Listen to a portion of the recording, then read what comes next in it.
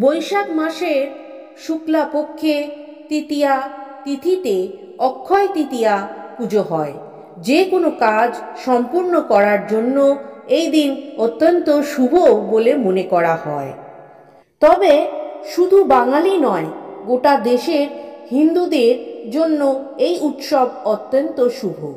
সংস্কৃত অনুসারে অক্ষয় শব্দের অর্থ হল যার কোনো ক্ষয় নেই, অর্থাৎ যা কখনো শেষ হয় না। তাই মনে করা হয় অক্ষয় তৃতীয়ায় করা যে কোনো কাজ অক্ষয় থাকে। সেই সঙ্গে শাস্ত্রমতে অক্ষয় তৃতীয়া সুখ প্রদানকারী এবং পাপ নাশকারী তিথি।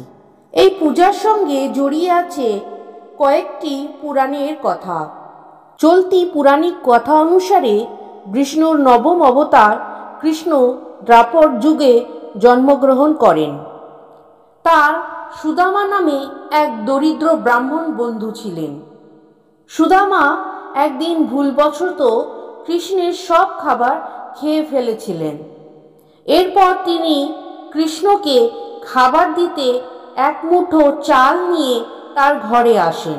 তাকে খাওয়ানোর জন্য বন্ধু সুদামার এই আচরণ মুগ্ধ করেছিলেন শ্রীকৃষ্ণকে। এরপর শ্রীকৃষ্ণের আশীর্বাদে সুদামার সমস্ত দারিদ্র্য ঘুচে যায়। মনে করা হয় যেই দিন এই ঘটনা ঘটেছিল সেই দিন ছিল বৈশাখ মাসের শুক্লা পক্ষের তৃতীয়া তিথি, তাই দিনটি বিশেষ শুভ।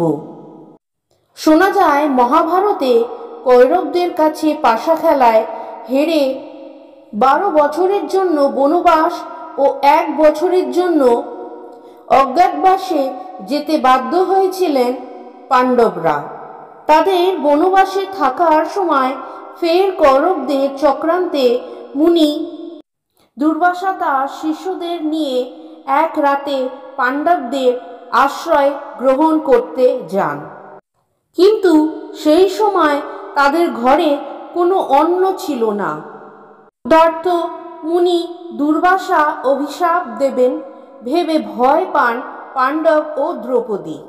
ঠিক সেই সময় শ্রীকৃষ্ণ এসে হাড়ির তলায় লেগে থাকা একটি মাত্র চালের দানা খেয়ে নেন।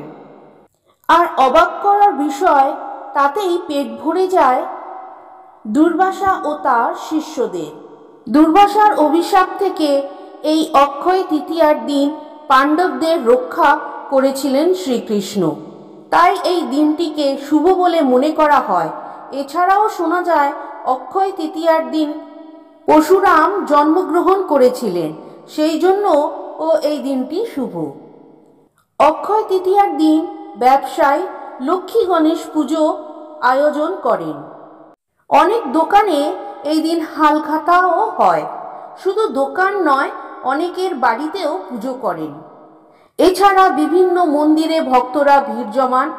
বিশ্বাস করা হয় যে এই দিন সোনা কিনলে পরিবারের সুখ সমৃদ্ধি ঘটে। অক্ষয় তৃতীয়ার পূর্ণাঙ্গ সময়সূচি। এই বছরে অক্ষয় তৃতীয়া পড়েছে 10ই মে 2024, 29শে বৈশাখ 1431 শুক্রবার। তিথি শুরু হবে 10ই মে 2024, 29শে বৈশাখ 1431 শুক্রবার সকাল 5:45 পর থেকে।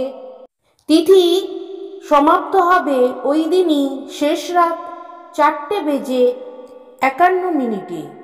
লক্ষ্মী গণেশ পুজো এবং হালখাতা পুজোর বিশেষ সময় হল সকাল 7:45 পর থেকে সকাল 10:12 পর্যন্ত, আবার দুপুর 12:48 পর থেকে দুপুর 2:32 পর্যন্ত।